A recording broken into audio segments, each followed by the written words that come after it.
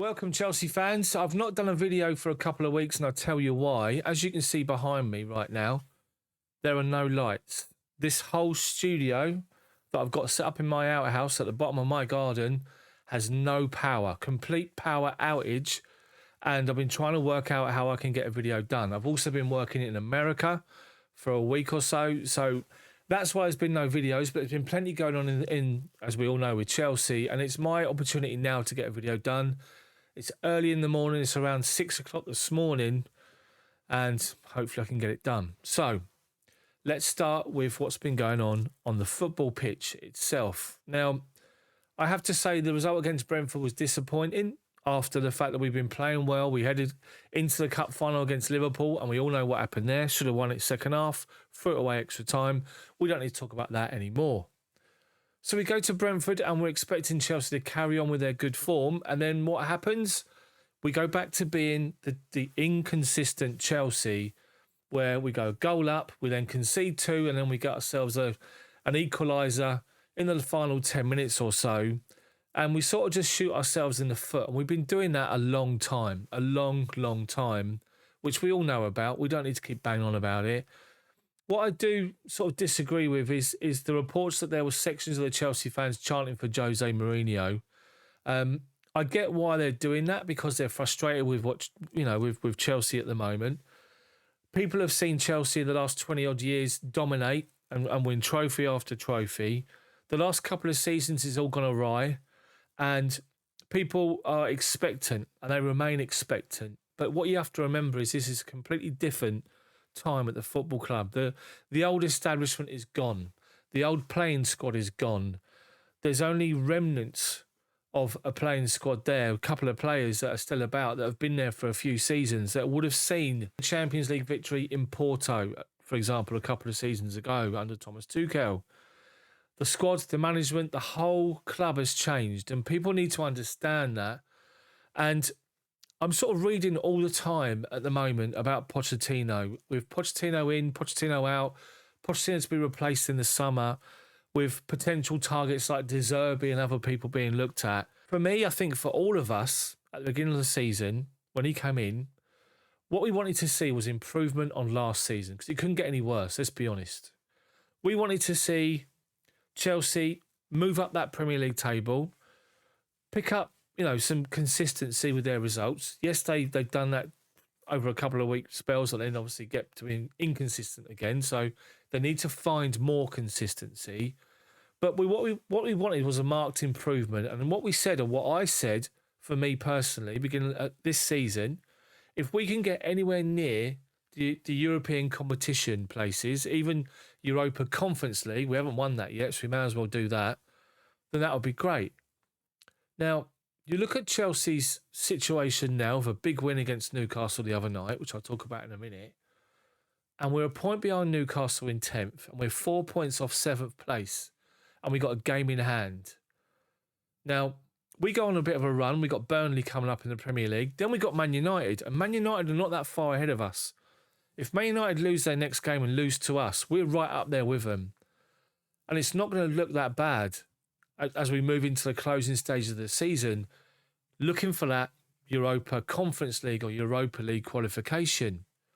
Now, I've been seeing about the coefficient situation at the moment in Europe, and the fact that England have got a lot of teams left in European competition this season. We could jump Germany, for example, or Italy, one of the two. And there could be an additional place in Europe for an English club next season. Chelsea have got themselves to a cup final. Yes, we threw it away. We beat Leicester at the weekend. We're in a FA Cup semi-final.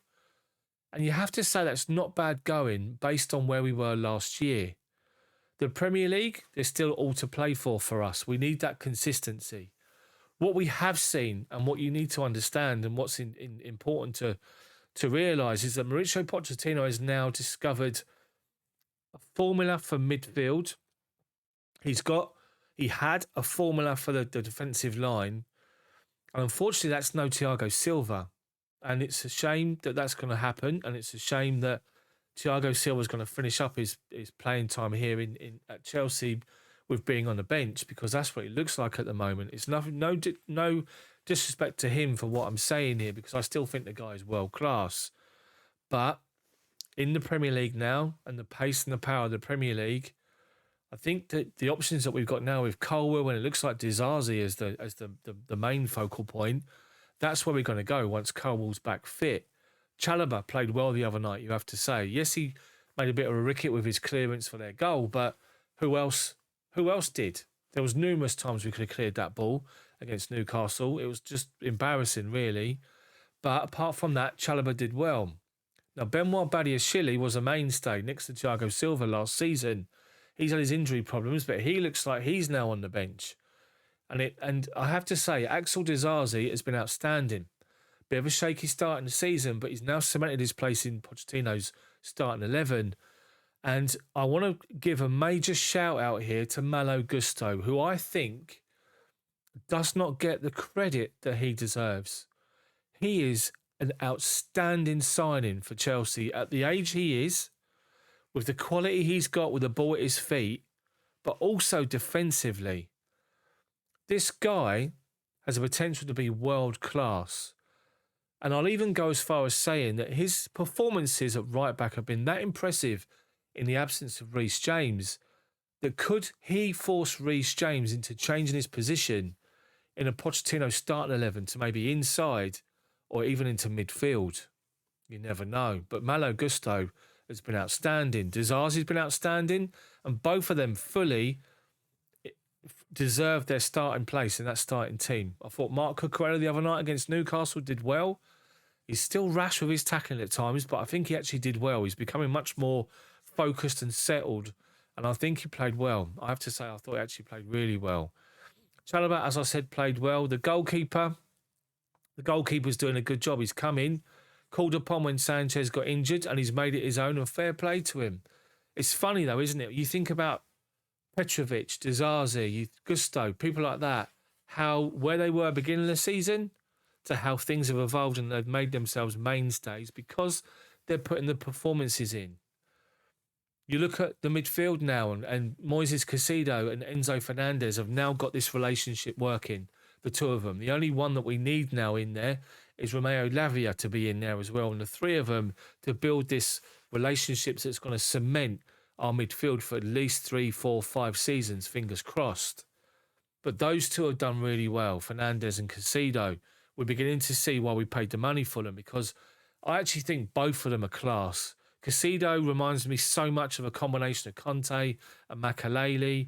He's still a long way off, or a way off, let's just say that. But his natural instinct to go hunting after that ball is something you don't see in the Premier League often, and I love the fact we've got him. Yes, we took a lot of money to sign him, but the fact we've got him is fantastic. We're now seeing Enzo become more of an orchestrator in midfield. He's getting back and doing the dirty work. He's getting forward. He's spraying passes. This is what you want to see from Enzo. So there is improvement in this football team. Cole Palmer, thank God for Cole Palmer. If Cole Palmer wasn't at our football club, you'd have to wonder where the goals would come from, because Raheem Sterling still struggles. He still struggles. There's times when he's brilliant. There's times when you just think, what are you doing? And he needs to find consistency. But the one person that has been consistent, or two of them, is Conor Gallagher, who's just a workhorse, and someone who's like he's someone that just should be wrapped up in cotton wool and kept hold of at our football club, because he leads everything. The press, the graft, the hard work, the shutting down, everything. Conor Gallagher. But Cole Palmer, consistent. Mr. Consistency all season, you have to say. And you think the age he is, and he's going to develop and get better and better, along with everybody else in our squad and our football club. We're going to get better. So the one thing we're lacking at the moment is consistency with our performances and our results. And that's because we're a young team, we're a young side that's growing and developing.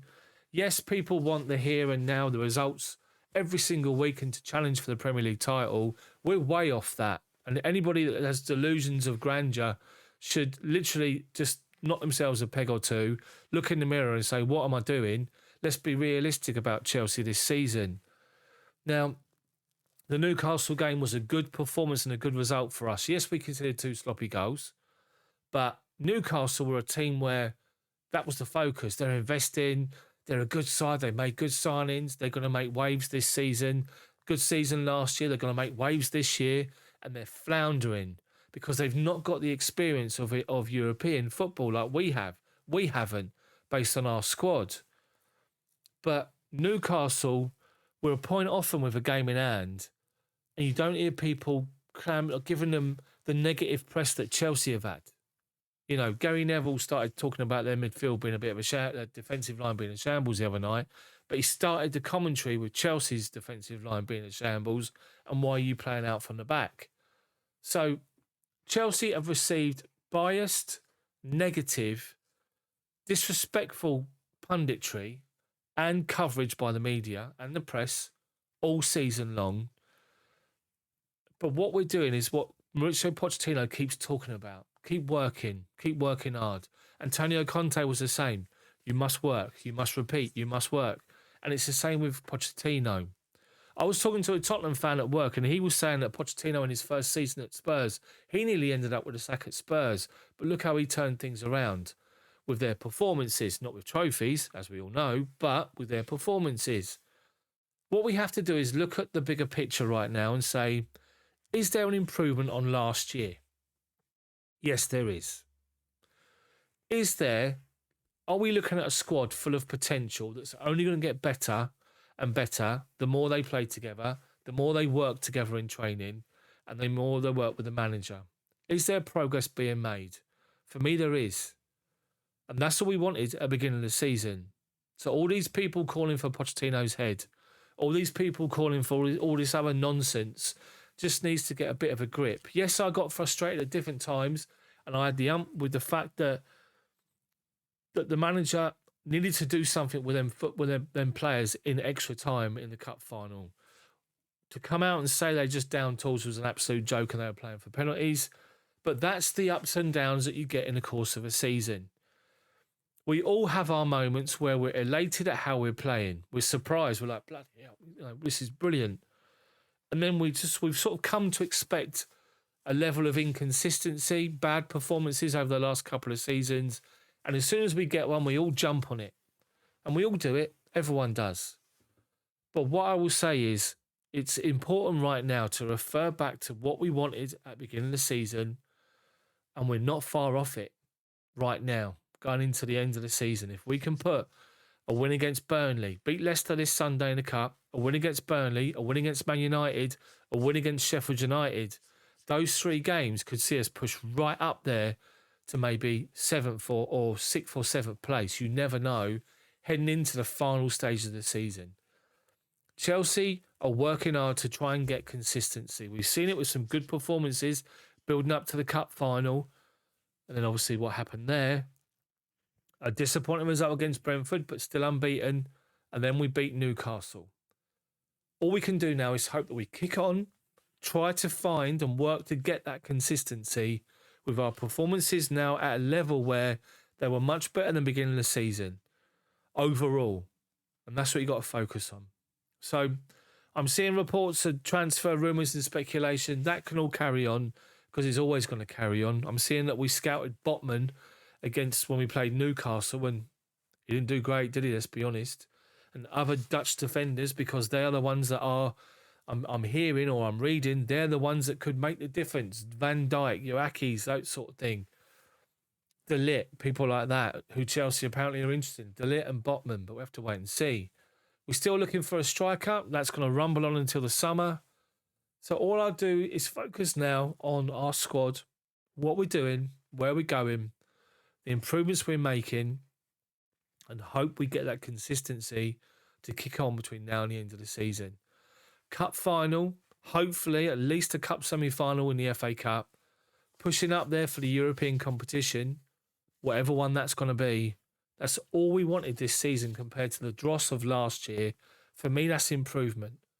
What is it for you? Let me know in the comment section. Thanks for watching. It's a longer video than normal. I'm just getting things off my chest and out of my head. Apologies for the lack of lighting and everything else and the webcam quality picture. But as I say, I've got no power down here whatsoever.